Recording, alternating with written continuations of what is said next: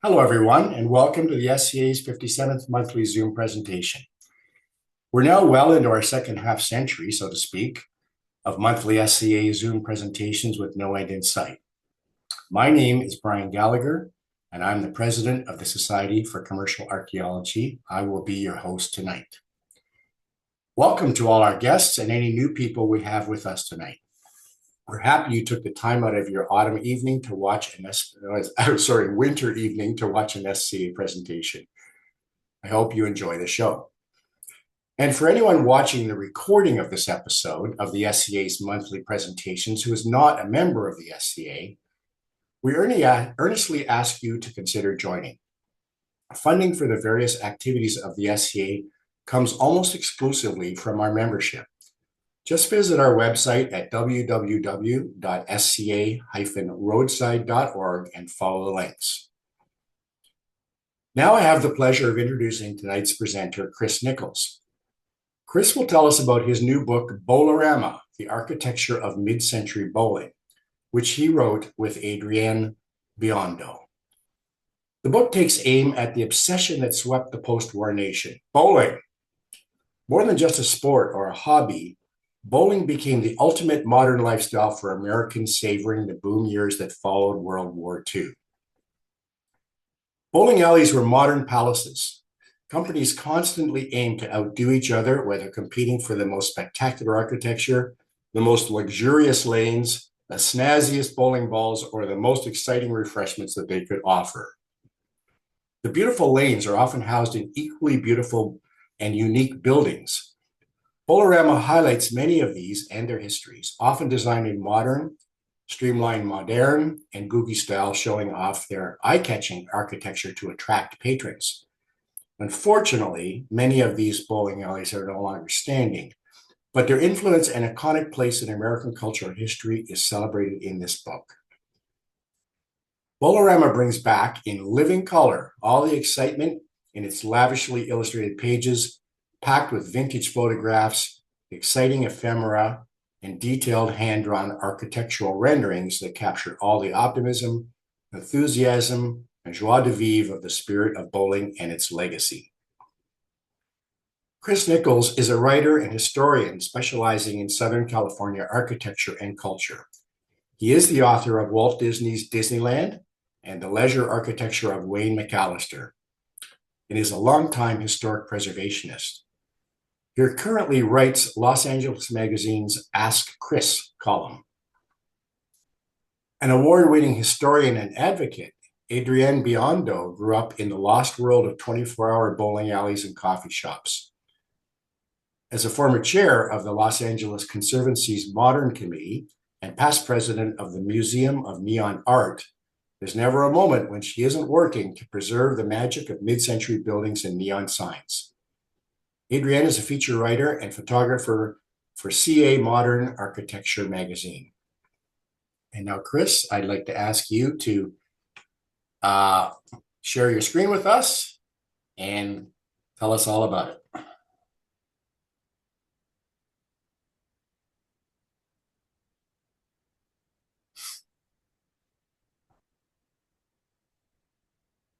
Where is it? There you go, slideshow. Can you see here? Or do you see the book?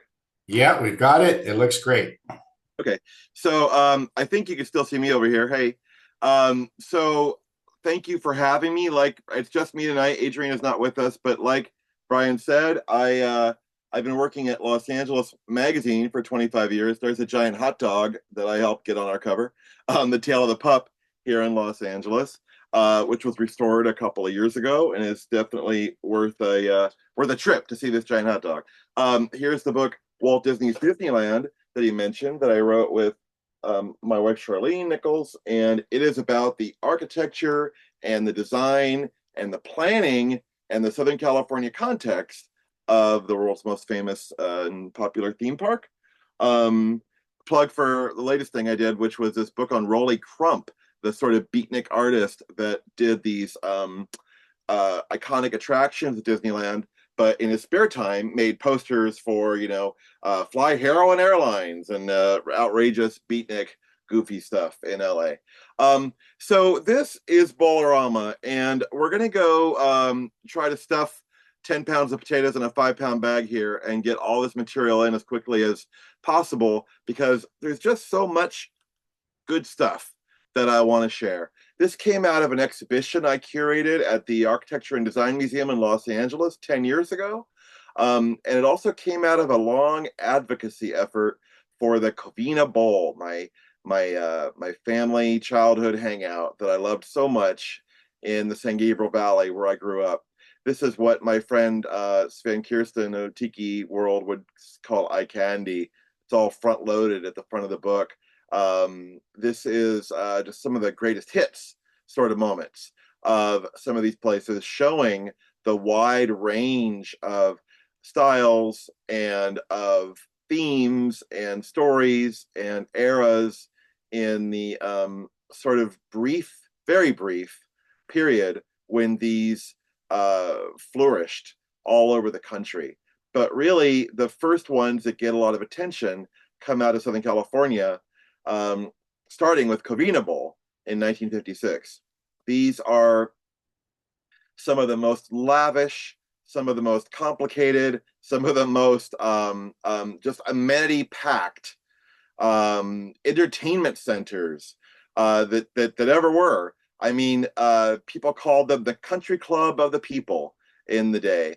This is a place where you could go in and experience all of this glamour and leisure for, the price of a game or of a cup of coffee, as Alan Hess says in Googie. And the places, they're big. They're like dinosaurs. They lumbered slowly to the end. And this one is on the cover. This is Bolero in San Diego, demolished like the month the book came out, for a Home Depot. Like so many of these places, felled for a Home Depot. This is Willow Grove Lanes near Philadelphia, with 116 lanes, the largest in the country at that time, designed by LA architects Powers, Daly, and DeRosa, who I'll get to in a moment. But this was sort of, I think, the pinnacle of the bowling arms race of the late 50s and early 60s, Willow Grove. Celebrity Sports Center was in Denver, Colorado. Walt Disney was a major investor in this center, as were Jack Benny and the Holly Jolly Christmas guy, Burl Ives, and a bunch of celebrities. And this one was so outrageous. It had a swimming pool so large that they had sailboat races with giant fans at Celebrity. But it took 10 years to put this together because this whole world was so poorly documented. I remember getting the architect, the 99-year-old architect in the corner and saying, "Where is all the stuff? Did you take any pictures? Did you hire anybody to document your work?" He said, No, we just drove people out there to see what we were doing, which we unfortunately can't do anymore. This is an example of a piece of an artifact that took a long time to track down. This is the original presentation drawing for the Sepulveda Bowl, the Mission Hills Bowl outside Los Angeles, that's in the Valley Relics Museum here in LA. But, there's a copy at the University of Nevada at Las Vegas, but it's like a third generation Xerox. So Adrienne, my co-author, is on the board of Valley Relics, found out that they had this original rendering, and that was tremendous to be able to pull something so beautiful and so evocative out and share it with the world again. But these centers, this one by the great African-American architect Paul R. Williams outside of LA. This one is now a Walt Disney Imagineering office in Glendale, California, outside of Chicago by the architect William Barancik, who passed away recently. He was the last of the World War II monuments men that saved all the art treasures from Hitler.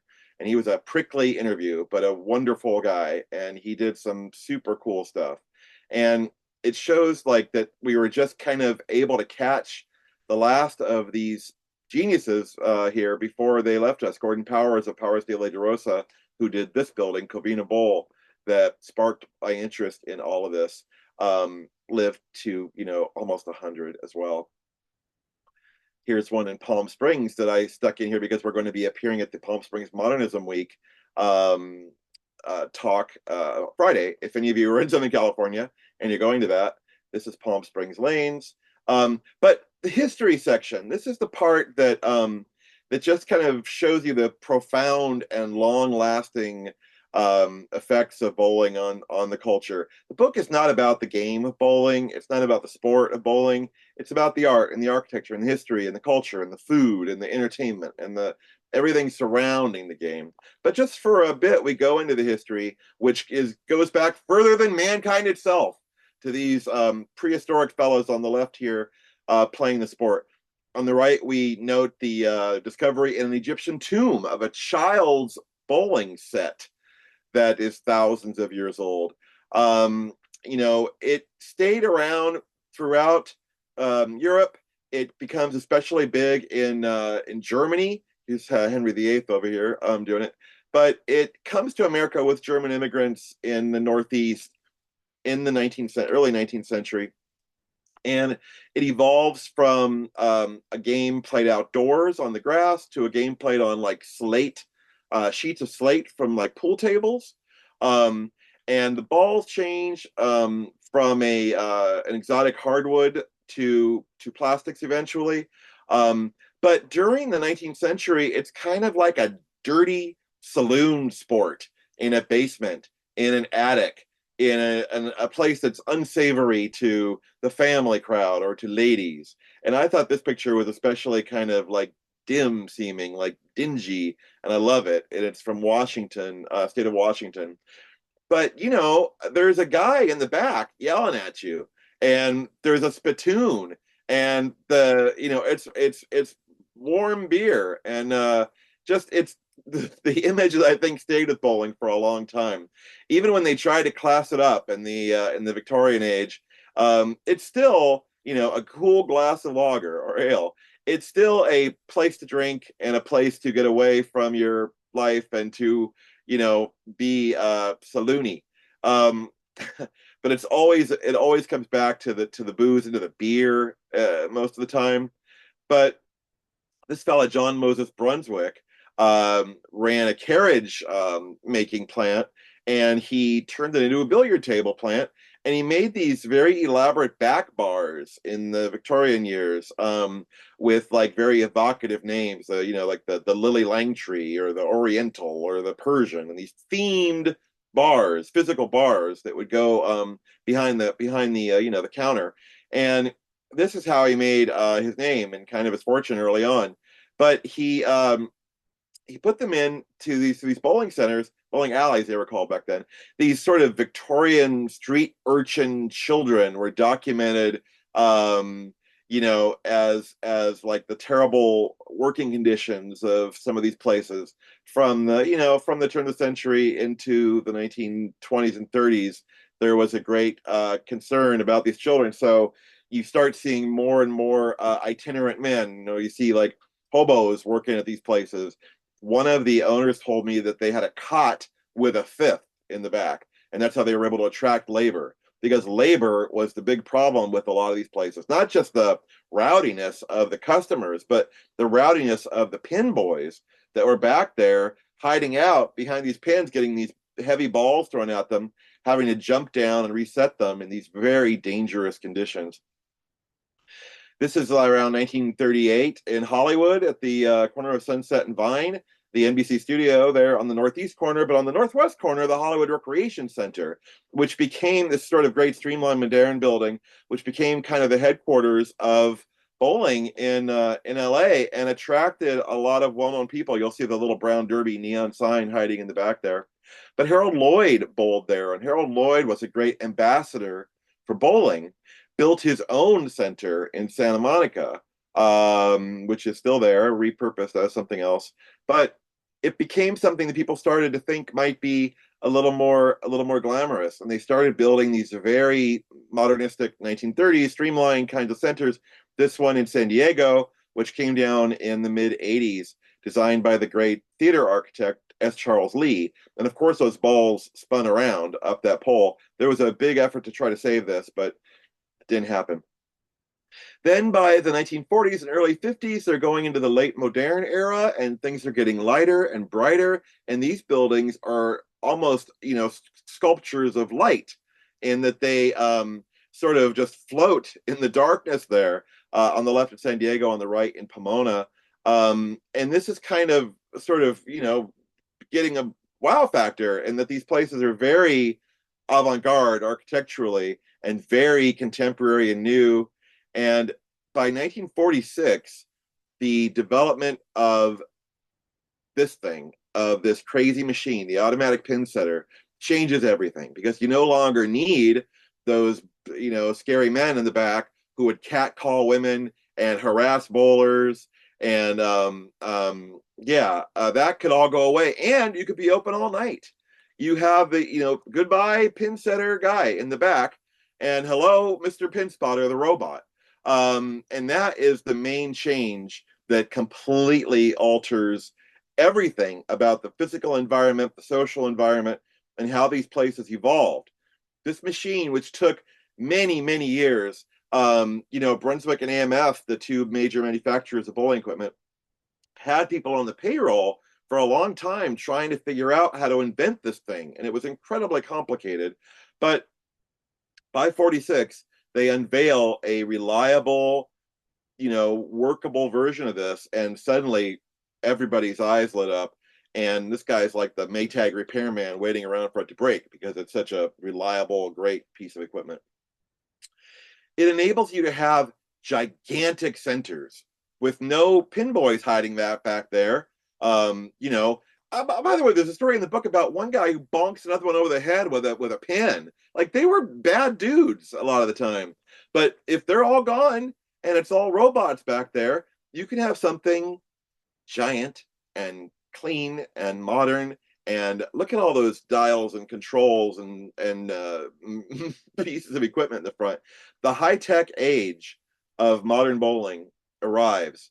And it starts to allow you to have these much more family-friendly, lady-friendly, senior-friendly, child-friendly environments. Brunswick goes all out with design and creates this gold crown line, which I think is just magnificent. This fiberglass, there's no splinter that's gonna get you. There's no, there's no deterioration. These things look now a lot of times like they did 60 years ago.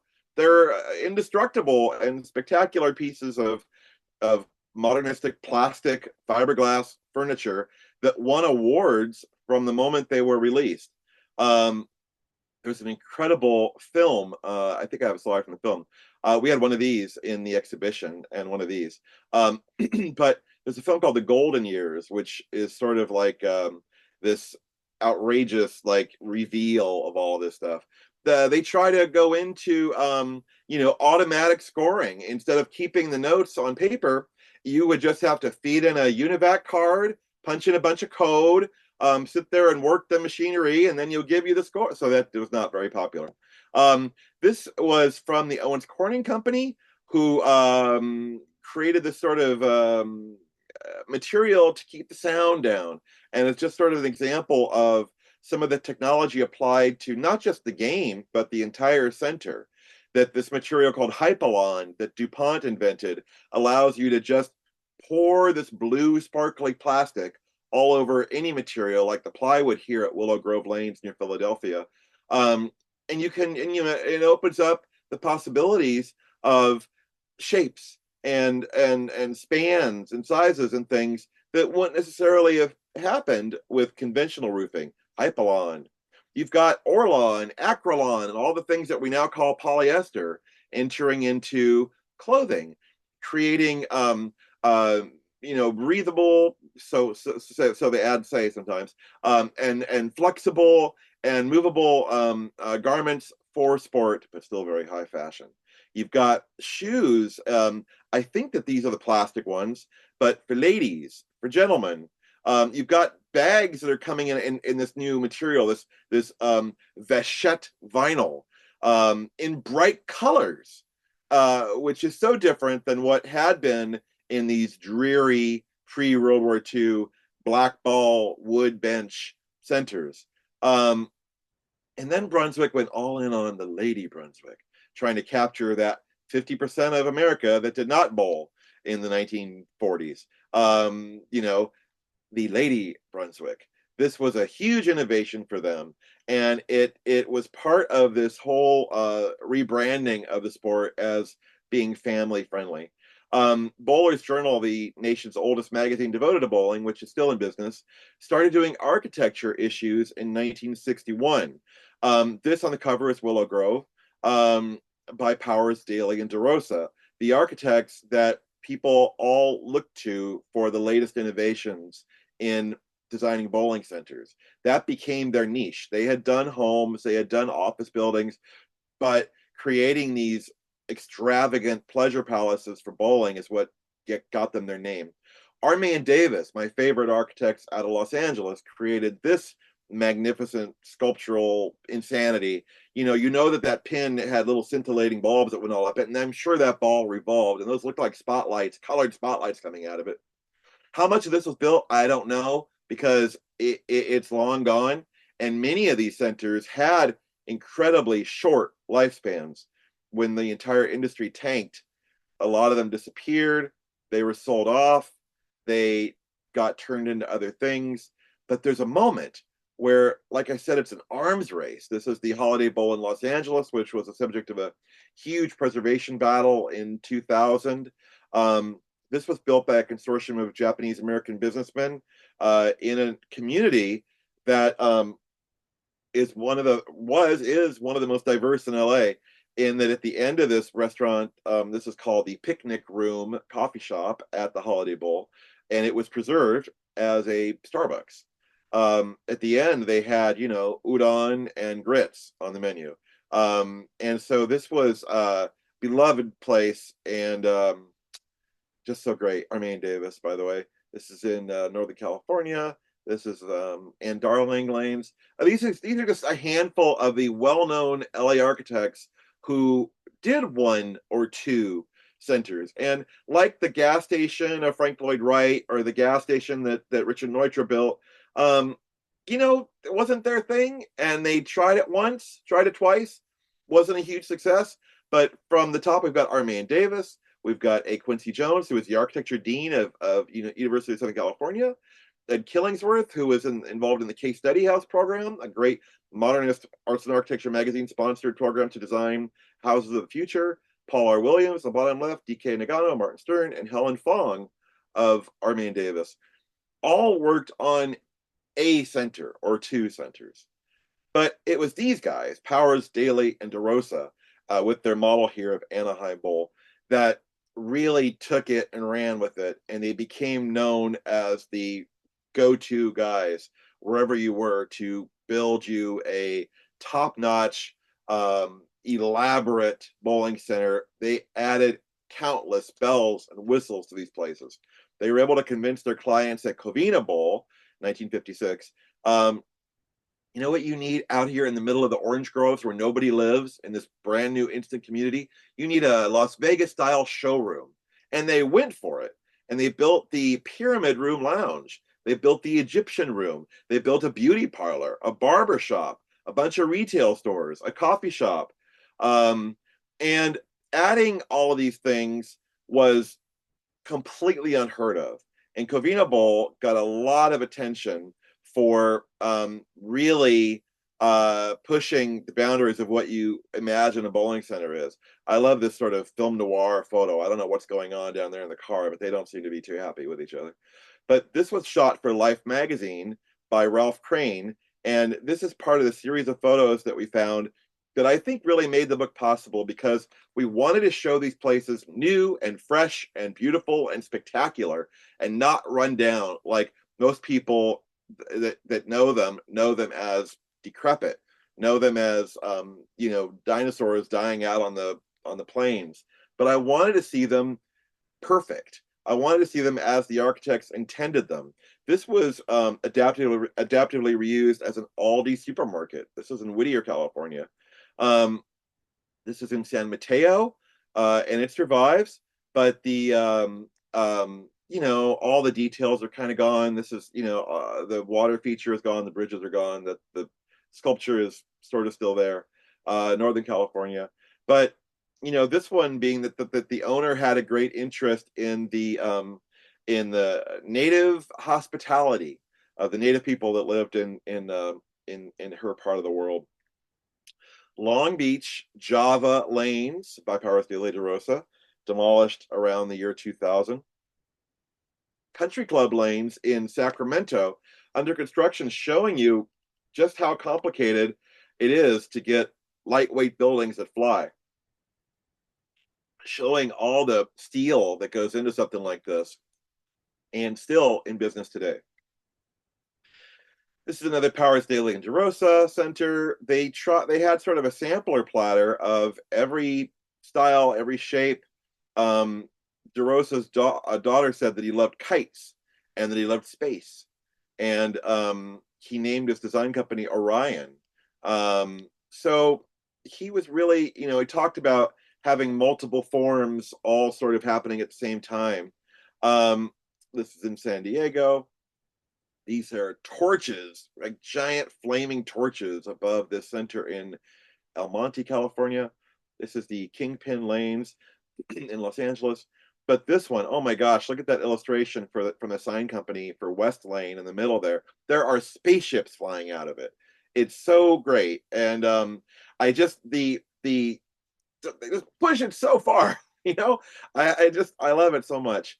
This is from a very snooty magazine called Horizon, which sent a very snobby reporter in to examine this world of these, these people, these great unwashed masses who are bowling. But they're bowling at Willow Grove, the most lavish bowling center ever known.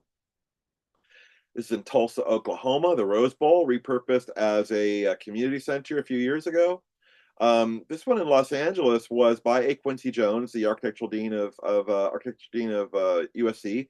But this was done for the Brody family, who were exceptionally wealthy art patrons in Los Angeles. They they had their stuff went to the LA County Museum of Art when they died, and they had just impeccable taste in art and in creating their own restaurant, The Steak Knife, at their bowling center in Redondo Beach. This is an interesting way of using like a concrete block. On the right there in the back, there's a screens there. This is Chateau, Shatto, Chateau Lanes in Los Angeles. Here's a bar sort of floating above. We could give you a overview of the entire 50 lanes of one of these gigantic centers. Considering the old ones were like 6 lanes or 8 lanes, a 50 lane became, that's common in this era. Miss Teen USA here.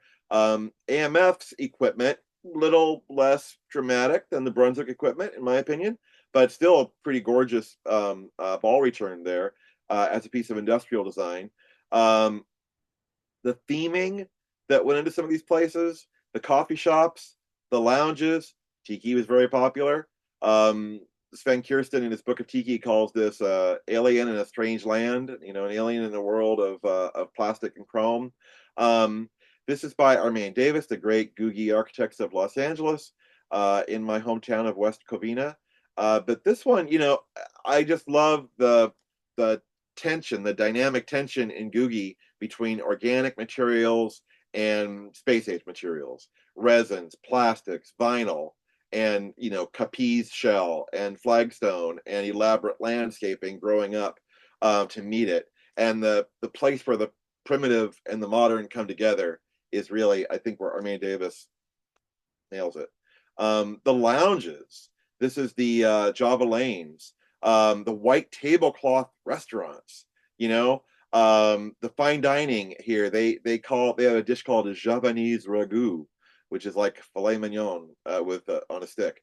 But they went all out to create these themes, from tiki to pirate to Aztec to flame. And here's a gay 90s one out in the Coachella Valley in Palm Springs. But they all sort of pushed for a story, pushed for an immersive environment. This is Gil Hodges in New York, the sports star. who brought in, it looks like a bat and a ball and a glove here on the wall in his center. And sports stars acquiring centers is another thing I'm going to come back to. But here's that film, The Golden Years. It's on YouTube. Go watch it. It's incredible. Just the breathless narration. And it's sort of like one of those great industrial films like The American Look or Designed for Dreaming from GM that sort of, the world is getting better and better and bigger and better. It's just great.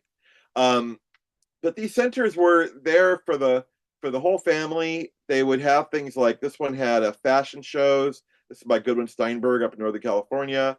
The themed lounges, the magic carpet room. This one designed by Irene Lagorio, who the architects got from the Palace of Fine Arts in San Francisco. She was a big deal. She was a real designer. She was a artist and an art critic and a writer. And I love her stuff. This one, Green Gables, I think near Phoenix, supposedly had a guy on a horse that would come to your car and escort you to the door like a valet or something. The theming was off the charts at a lot of these places. Gay 90s was big. Tiki was huge, of course. But all of these places that tried to transport you to a different world. This one is in Inglewood, California. This was called Tropicana. This is back to Holiday Bowl that we talked about earlier. And you'll notice by the door there, there's a sconce that says Sakiba, which is Pidgin English for sake bar, Sakiba. This one had, it's by Romaine Davis, had a copper relief of the islands of Japan above the bar. And I saw it in its decrepit state, but after my friend John English fought for this building, he salvaged that sconce, and it's now in his collection. We had it in the museum exhibit. It's resin. It's sort of shaped like this, and it's got these embedded gold flake Japanese characters on the right, and then Sakiba and these googie letters. This is just to show how original art was commissioned for these places. This is a tiki by Mike Gildea for the Reseda lanes. Here's Irene Lagorio with a piece that she designed herself. Her art, it's just great. And the fact that she was doing bowling alley lounges and that kind of flew under the radar in her bio, but she was creating those great rooms. This is the Masquerade Room at the Beverly Bowling Center in Montebello, California. These giant resin sculptures were above the seating on cork panels until the 90s, and these came down. Adriene, my co-author, tried to salvage some of these, and the dumpster was locked. They wouldn't let her in. And although one piece we found in a friend of ours collection, and a couple did survive. They got yanked out of the dumpster. This is by Murray Large, a giant mosaic at the El Dorado lanes in West Los Angeles.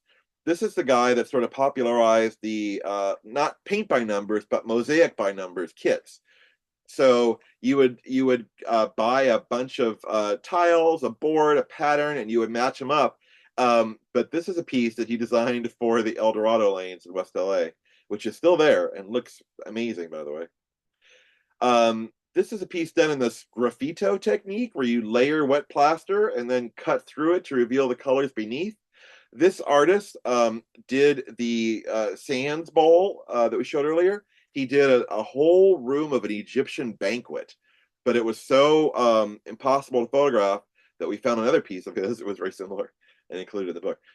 This is Gil Rosas, who gave me this picture and said that he would stalk the construction workers in 1958 when Fiesta Lanes in Santa Barbara was being built, saying, I know a really good lounge act, when you need one. I got a guy. And he desperately wanted to plug himself into this center because it was, one of these giant new centers at the edge of town that was going to explain the new suburbs and be a destination. Gil was very proud of his audience. They drove Cadillacs and Lincolns, he told me. And it was the destination and the community of a lounge is its own. I could go on for an hour about that. But the the people, the upscale crowd that they were trying to share, they were trying to attract to these places. This looks like a James Bond movie or something. Look at how elegant these people are. This is an ad for Seagram 7. And it's just my favorite. Compare this to, like, John Goodman spraying out a pair of rental shoes. It's like this is the image that they were pushing for and building and really creating, and it just turned into kind of something else later. Tiki's, Candle Rock, the lounges, the theming, the fine dining. Mike Roy was kind of a famous TV chef and a radio chef who opened his own restaurant in a bowling center, two of them actually. And he had a 24-hour Las Vegas style buffet at the one in Hollywood.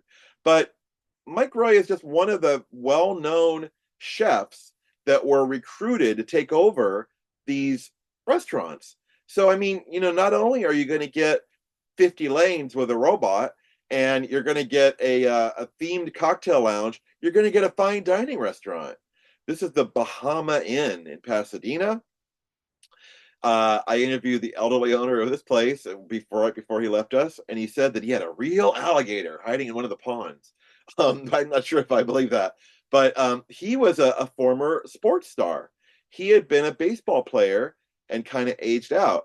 This is Covina Bowl with I think Barbara Davis art on the walls here, the Egyptian style art, and the in an age before Google, when people are having to actually find slides and find encyclopedias and try to understand ancient Egypt or try to understand the islands or whatever they're trying to bring into the theming, happened in all these places. Finding a picture of a lounge in action at a bowling center was really hard, and these are the only two. And these are from San Jose. They're from the safari room. And this lounge, this guy that ran this place was a big music promoter, and he was able to book big name acts like I'll show you in a minute. But the lounge circuit developed its own cast of characters. Kitty Cover on the left here, the Salmas brothers on the right, and there were well-known people and there were less well-known people. There were mostly easy listening lounge type acts, combos, jazz bands. The Diana Ross and the Supremes played at that safari bar. Come on, it's just amazing.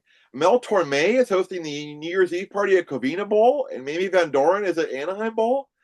Just the pinnacle of the stuff. And I think these are from 1961, 62, which is just before it all crashes.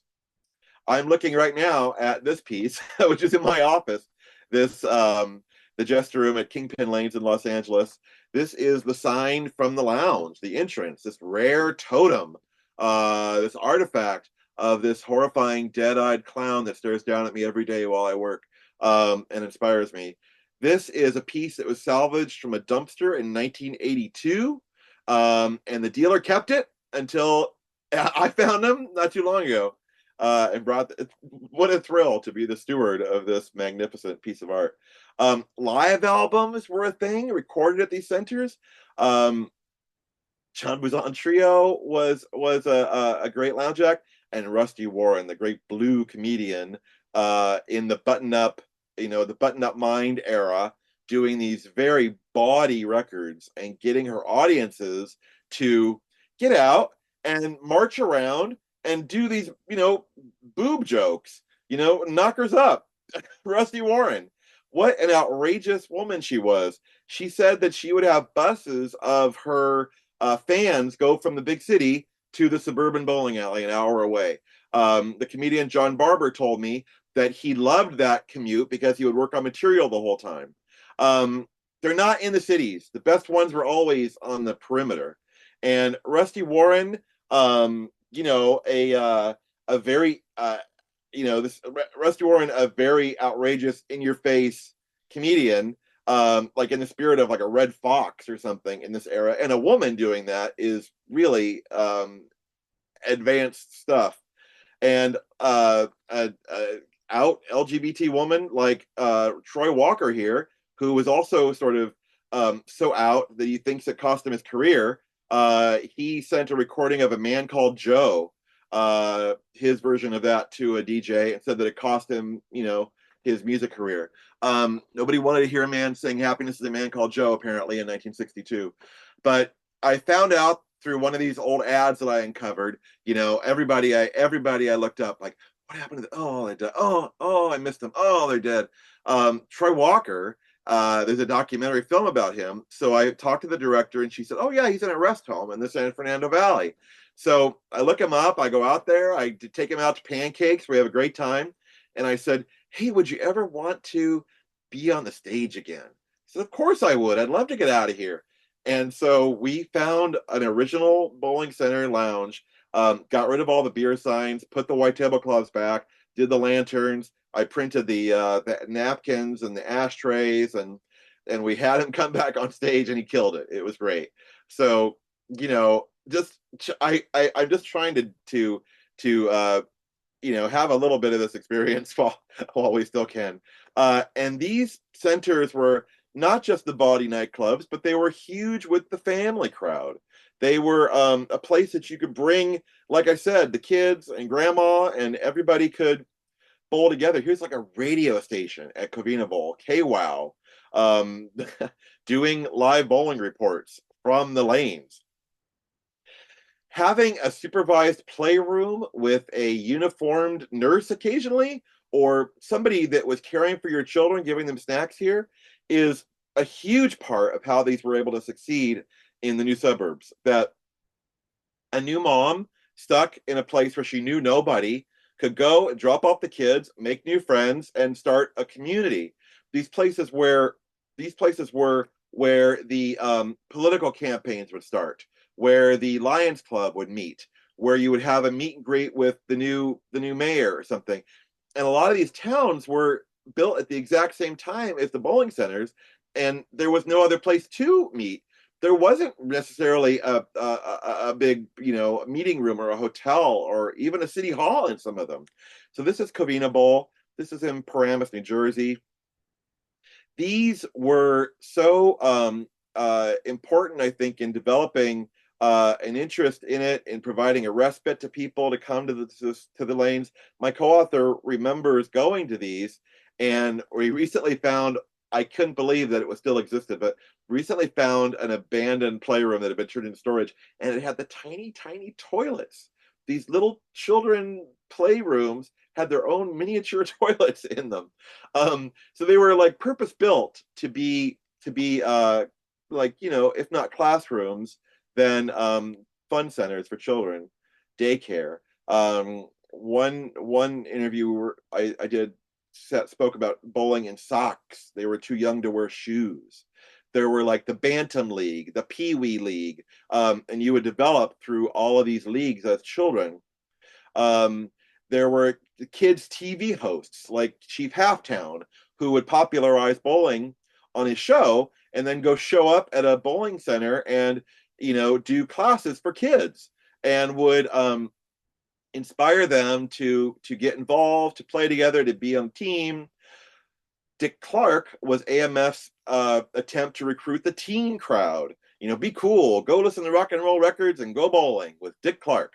The sport, the game, integrated in the early 50s after decades of not allowing non-white people to bowl, after the bowling team said, we need to go to the championships and our best players are Japanese, and you can't not let us proceed with our best Japanese players. And so I'm thinking it's 1954, the American Bowling Congress dropped it, and they said yes, anybody could join a team, anybody could join a league. This was Woodley Lewis, another sports star in South LA, with his great, near Compton, with his great sportsman's center designed by Powers Daly and DeRosa. When you age out of sports at 29, whatever, you need a second act. And so a lot of these sports guys got into the bowling circuit thinking it would be a good like retirement business, or it would be a good augment, to augment their income. Milton Berle brought it to television, and there were weeks where, what was the number? Like they reached incredibly high numbers of viewership. There was bowling on TV almost all the time. This Don Scott worked for Firestone. I mean, he was like a professional uh, sports. He was a professional athlete sponsored by Firestone tires. So he would go around all over the country bowling on behalf of Firestone. His son wrote the movie Barbershop, by the way, and they ran their own center, the Scott family. Or I think they ran two centers actually.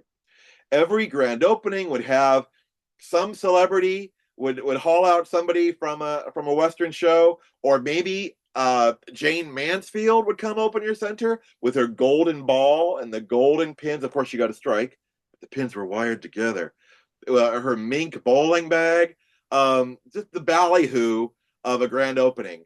There was a fur given away, and the fur went to a 10-year-old boy, and goofy press stories were planted.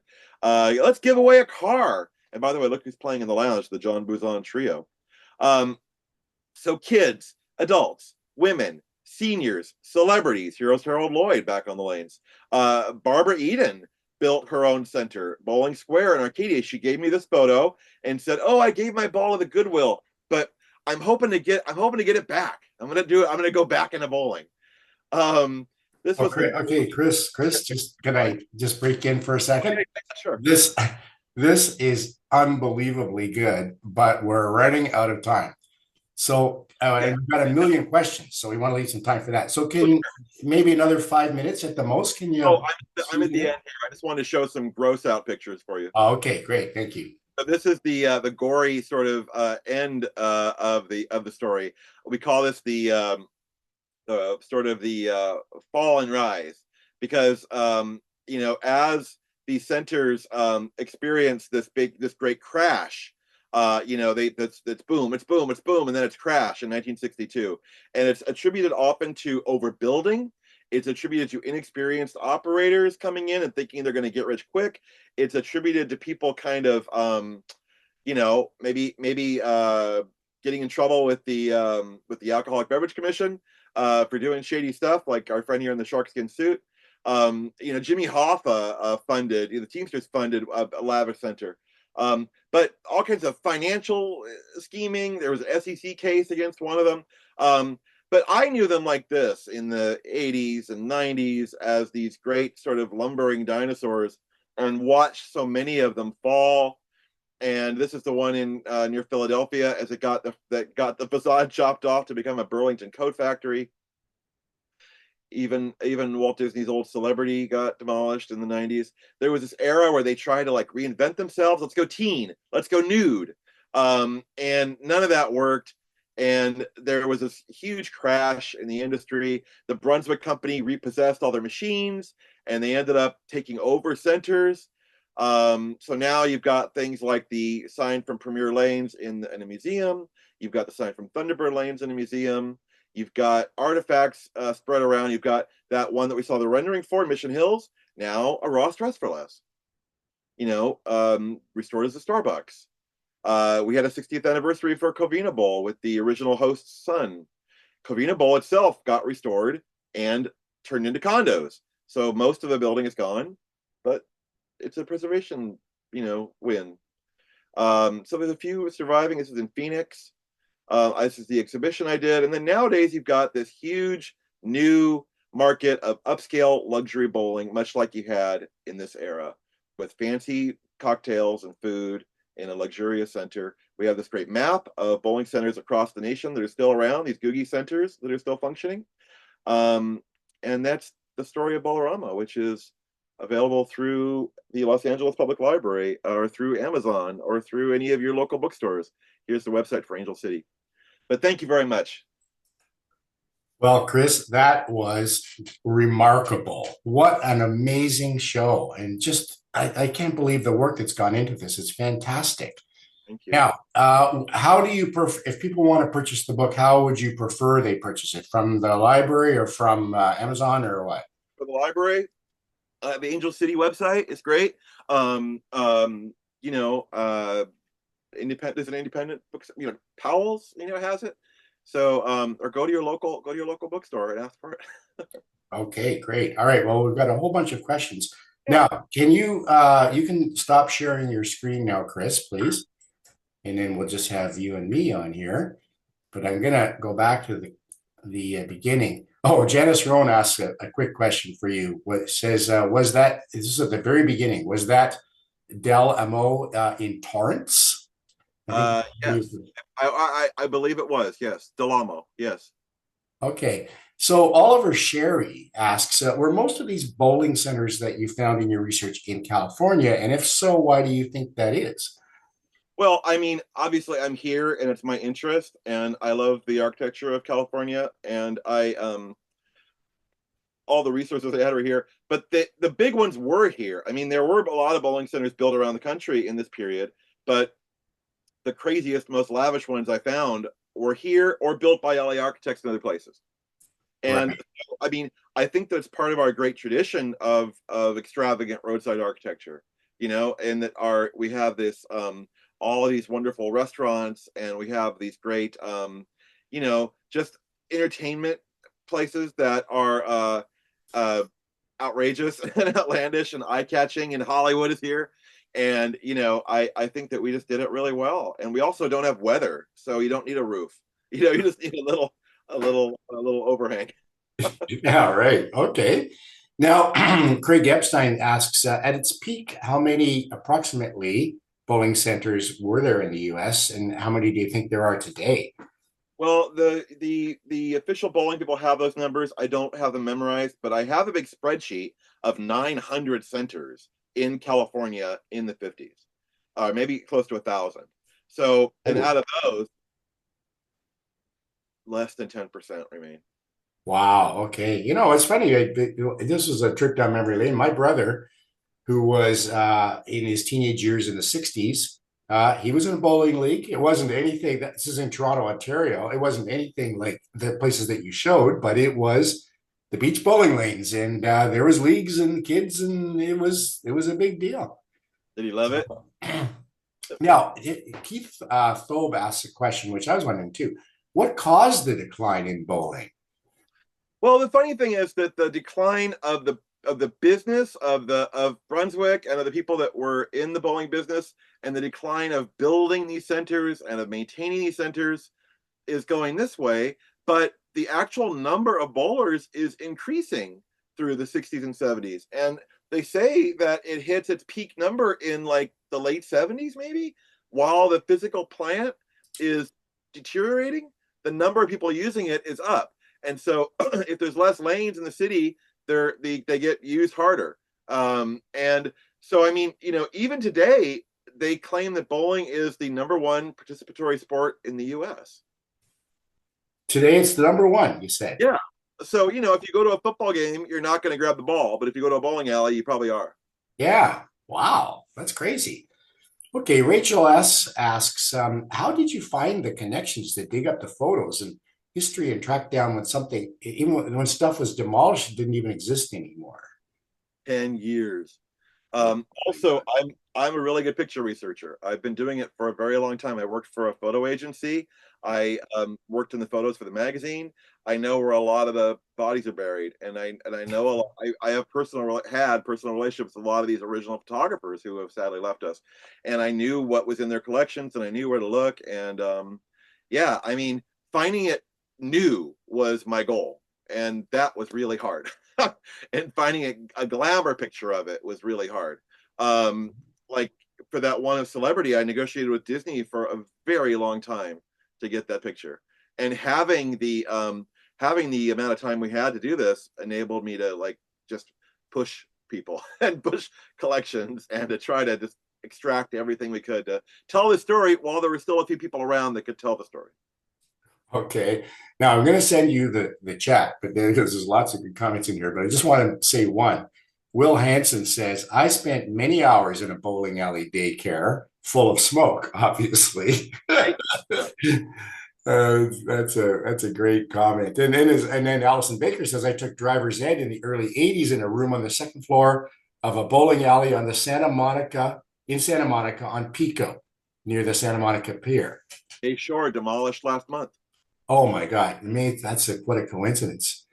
Allison also asks, were there any specific designers? So, for example, furniture, industrial design, graphic arts, who specialized in the bowling alley projects, and also were there any connections between bowling alley design and arts and Disney Imagineering?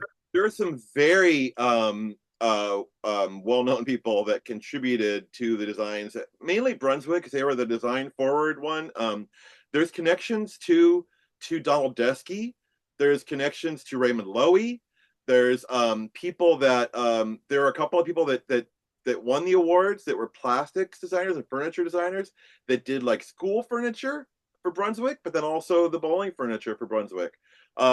We talk about their you might not know their names, but they're in the book. But yeah, that was really hard to find. It's like trying to figure out who worked on a movie. You know, once everybody's gone that worked on it and they're not in the credits. You know, it's really challenging.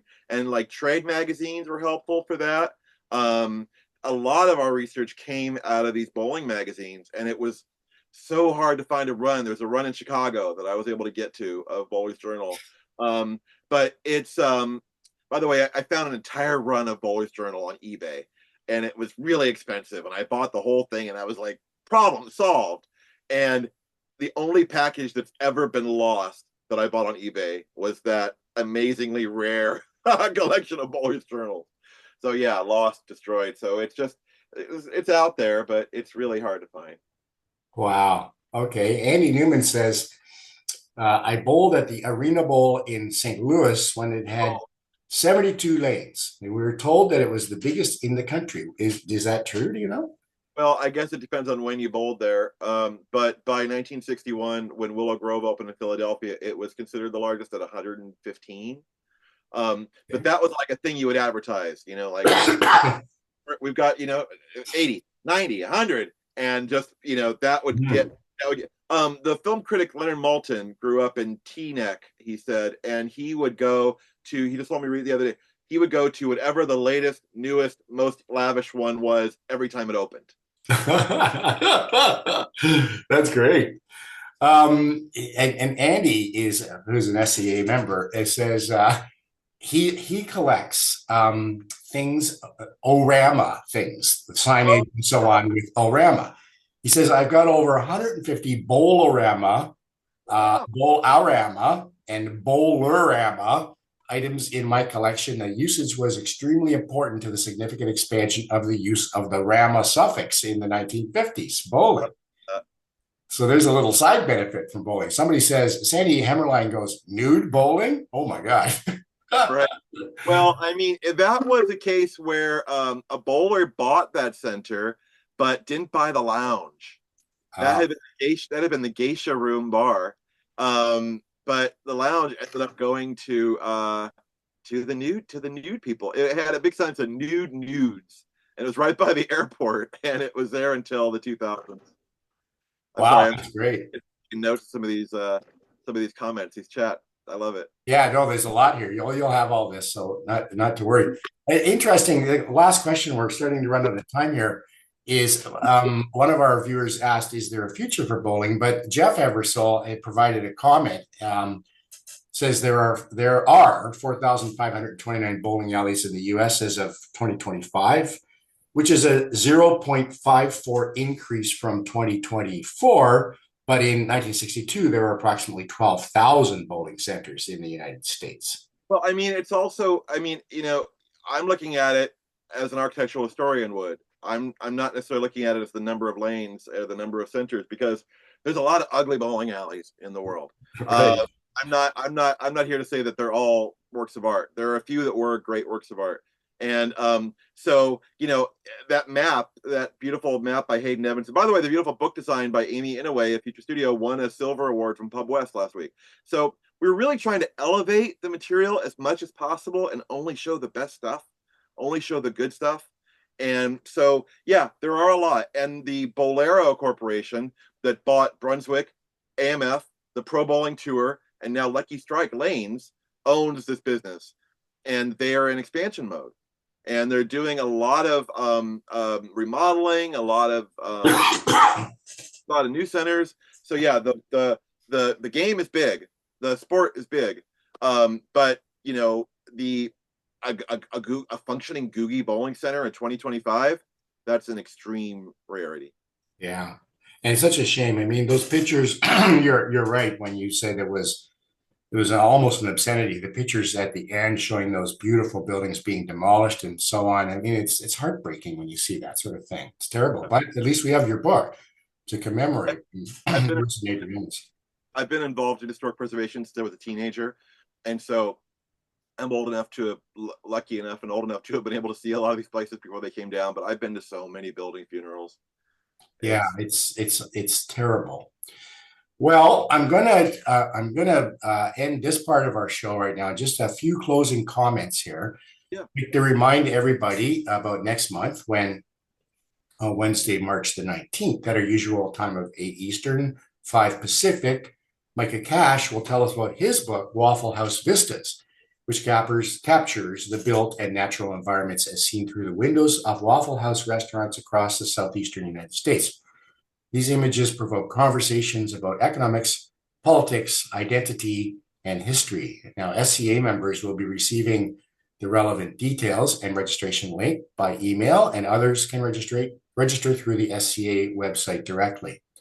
We'd like to thank our guests once again for spending some time with us. If you're not an SCA member, you can expect an email shortly inviting you to join the SCA and enjoy all the benefits of membership.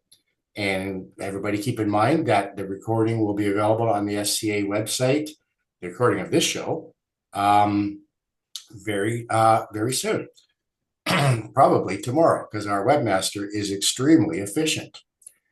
Now, you're holding up the book, Chris. That's great. And I want everybody to buy this book. I'm going to buy this book because I can't believe these pictures.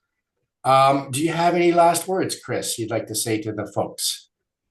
You know, preservation is a never-ending thing, and you just got to go in there and support these places, and you got to just keep them going. And I mean, from the restaurants to the theaters to all the places that we love. I send all my friends to historic hotels. I try to patronize legacy restaurants as much as I can. You know, keep them all alive as much as you can, and live it. We're so lucky when we have these places, when we find these places. Go enjoy them. Absolutely right. Well, on behalf of the SCA, I'd like to thank you again for a most amazing presentation, extremely enjoyable. And we'll look forward to seeing everybody again in a month's time for another book, but Waffle House. Okay, so I'd like to wish everybody a good night. Thank you.